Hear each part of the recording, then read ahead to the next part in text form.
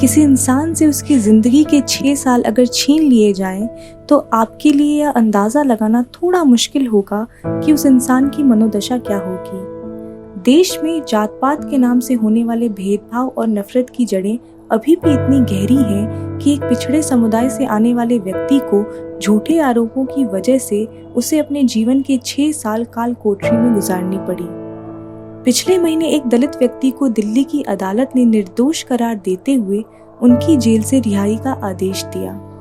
अब वह व्यक्ति एक बार फिर सपने देखने के लिए आज़ाद है। सुरक्षा और अन्य कारणों से हम अपनी जिंदगी के अनमोल 6 साल बिना किसी गुनाह के जेल में बिताने वाले व्यक्ति की पहचान आपके सामने उजागर नहीं कर सकते, लेकिन उस व्यक्ति की दास्तान सुनिए जिसने अपने गुनाहगारों को माफ कर दिया और बची हुई जिंदगी को एक नए सिरे से शुरू करने की कोशिश में है।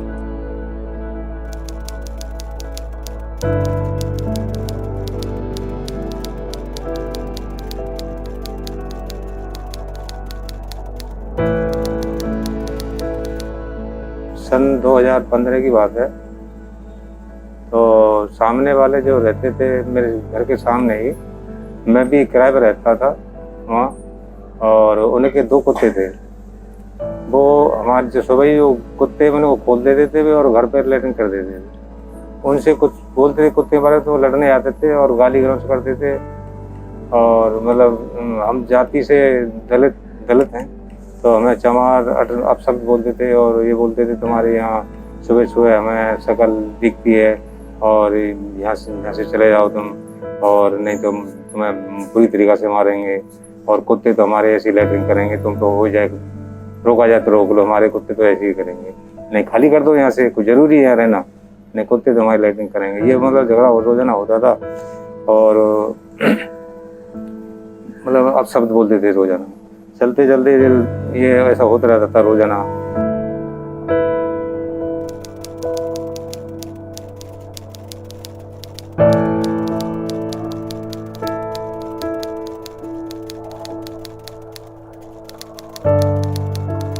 सात मई 2015 की बात है। मैं सुबह जब ड्यूटी जा रहा था, सिक्योरिटी गार्ड की नौकरी करता था मैं केनरा के ई लाउंज में। तो मैं वहाँ ड्यूटी जा रहा था सुबह, तो कुत्ते वहाँ उनकी लैट्रिन कर रहे थे। तो मैंने बस सिर्फ एक लकड़ी सी मारी थी वहाँ फेंके, छोटी सी वो फेंक के मारी थी और वो देख रहे थे वहाँ। तो मैं चला गया ड्यूटी, और जब शाम को मैं डबल ड्यूटी करी थी मैंने 16 घंटे की, तो वहाँ से आया 11 बजे आया मैं घर पे। तो मेरे को पकड़ लिया और मारपीट करने लगे। घर पे और कोई नहीं था, बहू थी हमारी, तो वो बचाने आई, तो उसको भी मारपीट करने लगे। उससे भी अब शब्द बोलने लगे कि हमारी तुझे तेरी, अब वो प्रेग्नेंट थी बहू हमारी, तो बोले तेरी डिलीवरी तो यहीं कर देंगे हम। लात मारी उसके पेट में, वो उसको घायल कर दिया और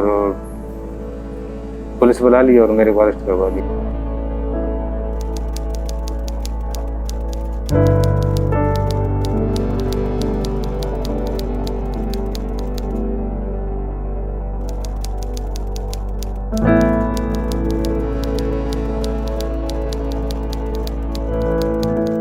दो तीन दिन खाना गले से नीचे उतरा ही नहीं था खाना, तो और रोता ही रहता था वहाँ। और जब जाकर 4-5 दिन बाद मतलब ये घरवाली और लड़का गया था मिलने, तो मिलने कुछ मतलब सुकून देख के सुकून मिला कुछ, और खाना तो खाया नहीं जा रहा था मेरे पे।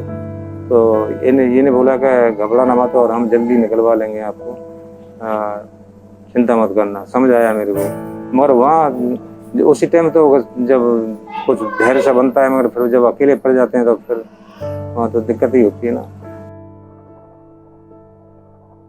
जैसे दिन कट जाता तो रात नहीं कटती थी, वही रोना रहता था। और जब सब वहाँ कहते अरे भाई खाना तो खाओ, नहीं खाना नहीं खाओगे जियोगे।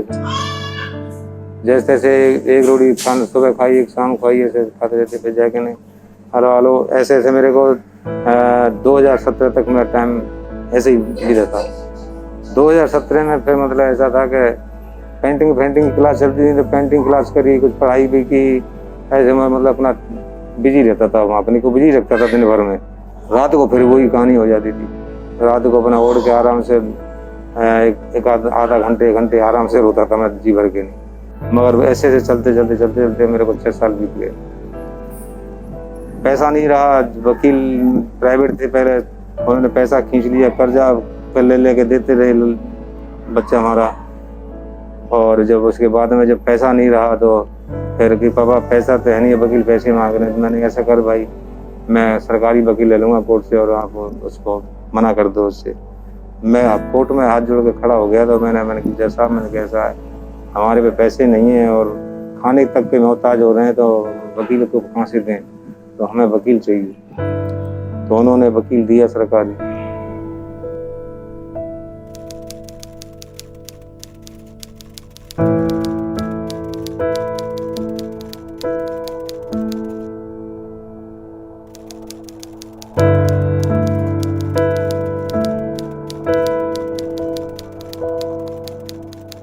हारते किसी में मैंने बिल्कुल रोड पे आ गए, कुछ नहीं है, मान के चलो बहुत खराब हो रही है आर्थिक स्थिति हमारी। अब थोड़ा बहुत काम चलने लगा है, बच्चा काम कर रहा है तो चल रहा है जैसे तैसे। बाकी काफ़ी कर्जा ले लेके नहीं और काम चलाया है। वो तो पहले वकीलों को भी दिए थे और अपना खाने पीने में भी लगाया। केस बरी हो गया, मगर मैं 6.5 साल काट के आया हूँ। अब हर कोई लोग थोड़ी जानता है कि केस बरी है क्या है।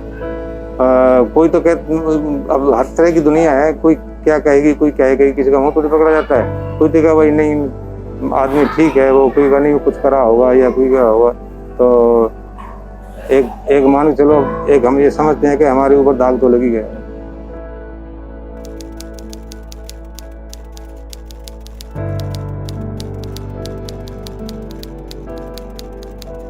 क्या जातियां तो बहुत सारी जातियां हैं, यही नहीं कि ऊंचे वर्ग की जातियां हैं तो नीचे वर्ग की जाति अगर रहना नहीं है क्या ये इंसान नहीं है, क्या इनको जीना नहीं है, क्या इनको मर जाना ही है।